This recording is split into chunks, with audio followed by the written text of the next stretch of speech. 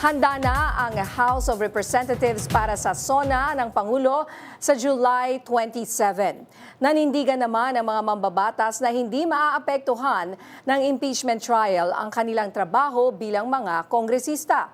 Yan ang umaarangkadang balita ni Mari Ocampo. Kasado na ang Kamara para sa ikalimang State of the Nation address ni Pangulong Ferdinand R. Marcos Jr. sa Lunes. Pinangunahan ni House Speaker Bogie D. at ilang House officials ang huling run-through at inspection ng plenary hall ngayong Martes. Ayon kay D., nagkaisa ang Kamara at Office of the President na panatilihing simple yet dignified ang SONA ngayong taon.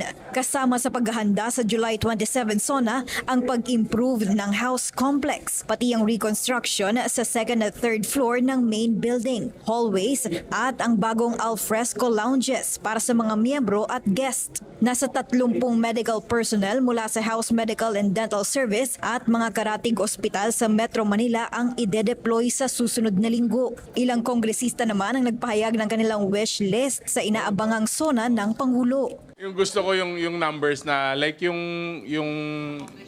accomplishments by the numbers. Yung mga short-term plan po na very crucial for the next 2 years. Yun ang talagang tinitignan ko. At syempre yung sektor po ng agrikultura saka turismo saka health saka education. Tumataas ulit yung presyo ng gasolina. Hopefully oil deregulation is part of the conversation.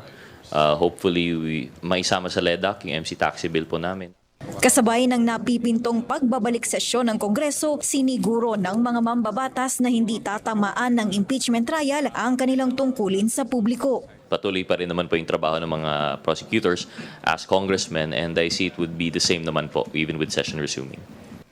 Mas nahirapan kaming actually ngayong break kasi medyo mas nabawasan yung tiyempo namin sa distrito. Siguro makikita natin na medyo mag-overtime po ang House of Representatives lalo pag nag-start na po yung session. Matapos ang SONA sa July 27, ipagpapatuloy ang impeachment trial ni Vice President Sara Duterte ng July 29 na nakatakdang magsimula ng alas 10 ng umaga hanggang alas 3 ng hapon. Ako, si Mari Ocampo ng PRTV News, nagseserbisyo para sa Pilipino.